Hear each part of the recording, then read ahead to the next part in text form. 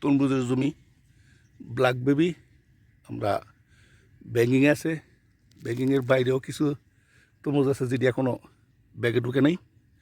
আপনারা লক্ষ্য করছেন জমির উপরের অংশ দেখতে পাচ্ছেন এবং আংরার নিচের তরমুজগুলা ওই দেখেন কোন পর্যায়ে আছে। ব্ল্যাক বেবি ভ্যারাইটি দেখতে পাচ্ছেন। আংটির উপর থেকে নিচের তরমুজগুলি কীরকম দেখায়। আমরা এখন আংটির নিচের চলে যাব। দেখেন আংটির নিচে কী পরিমাণ তরমুজ ঝুলন্ত অবস্থায় আছে। প্রতিটি আংটির নিচে দুটি করে মালচিং ব্যাট রয়েছে।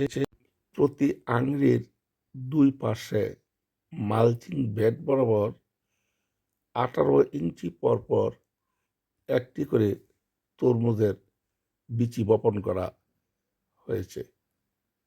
তারপরে আমাদের এই যে কৃষি বিভাগ থেকে আমাদের উপসহকারী কৃষি অফিসারের পরামর্শ করে আপনি যে এই যে জানালা দিয়ে মাচা পদ্ধতি করছেন, তো এটাতে আপনার কি সুবিধা অসুবিধা কি আগের চেয়ে কি আপনার কাছে? আলহামদুলিল্লাহ মনে হয় যে আগের চেয়ে অনেক ফলন বেশি আছে। তো এই 1 বিঘা জমি থেকে আগে আপনি এই মাচা পদ্ধতির আগে কেমন লাভ করতেন, কত টাকা আসতো? মনে করুন যে 10-20 হাজার, 25,000, 30,000 টাকা।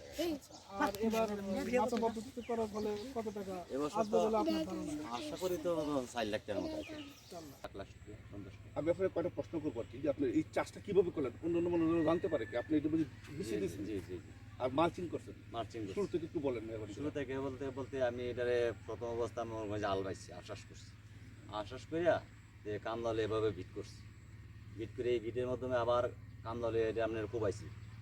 কোবাই সার, চালি, গোবর সার ইত্যাদি যা কিছু যাবতীয় সব কিছু এটা মাঝে দিয়ে আবার এটা কোবাইছি।